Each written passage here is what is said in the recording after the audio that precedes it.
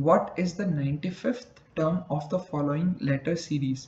तो हमको यहाँ पर एक लेटर की सीरीज दे रखी है एंड हमसे यहाँ पूछा गया है कि इसमें इस सीरीज में 95th टर्म कौन सी होगी। तो अगर मैं यहाँ पर देखूँ तो जो हमारा फर्स्ट अल्फ़ाबेट है विच इज़ ए, वो 2 बार आ रहा है। So A is coming 2 times and then B आ रहा है हमारा 4 times. So B is coming as 4 times. Now C आ रहा है हमारा, so as we can count 6 times. तो C आ रहा हमारा 6 times. तो यहाँ पर मैंने एक पैटर्न नोटिस कर लिया है और यहाँ पर मैं देख भी सकता हूँ कि D हमारा 8 times आएगा. So 2 4 6 8. तो यहाँ पर गैप है 2 का और ये गैप आगे तक कैरी हो रहा है. Now I can write here D. तो जैसा कि मैं देख सकता हूँ कि यहाँ पर हमारा AP का एक बेसिक एप्लीकेशन है and also I can see कि एक सीरीज है और हमको उसमें से एक अल्फ़ाबेट बताना है.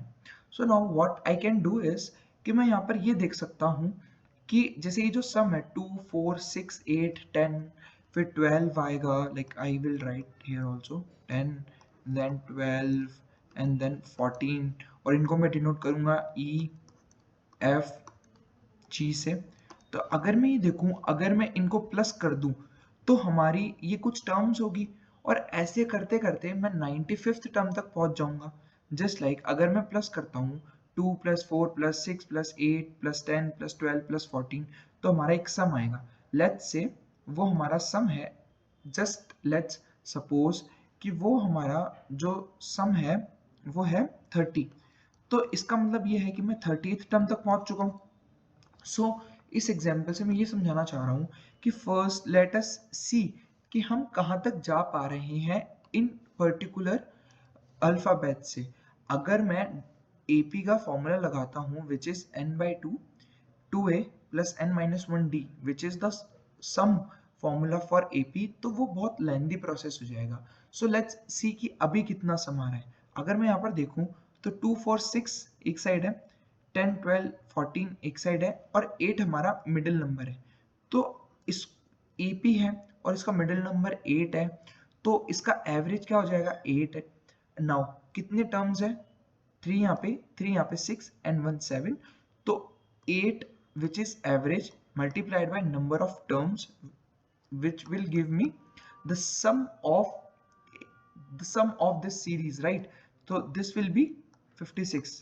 now ये 56 क्या है, ये इन सब का सम है. तो हम 56th टर्म तक जब पहुंचेंगे तब हमारा जी एंड हो चुका होगा.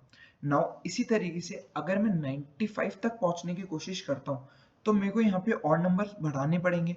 तो लेट्स से मैं यहाँ पे लिखता हूँ 2 4 6 8 10 12 14 16 एंड 18. नाउ हमारी जो मिडिल टर्म है वो होगी 10 और हमारे पास जो टोटल नंबर्स है वो है 9. तो हमारा एवरेज क्या हो गया 10 मल्टीप्लाइड बाय हमारे नंबर ऑफ टर्म्स कितनी है 9. So here will be 9, so it will become 90. इसका मतलब ये है कि हम यहाँ पर 90th टर्म तक पहुँच जाएंगे. So let's denote these numbers with alphabet. So ये A 2 टाइम्स आएगा, B 4 टाइम्स आएगा, C 6 टाइम्स आएगा, same as D E F G H एंड I. तो मैं यहाँ पे देख सकता हूँ कि जब मेरा I एंड होगा तो वो हमारी 90th टर्म होगी. तो I के बाद जो नेक्स्ट अल्फाबेट है वो है J. J कितने टाइम्स आएगा 20 टाइम्स आएगा. सो मैं कह सकता हूँ कि 90 फर्स्ट से लेके 110th तक हमारा जो अल्फाबेट होगा वो होगा J. Hence 95th टर्म भी हमारी J ही होगी. So I can say that our 95th term will be J, which is an option C. Hence option C is the correct answer for this question.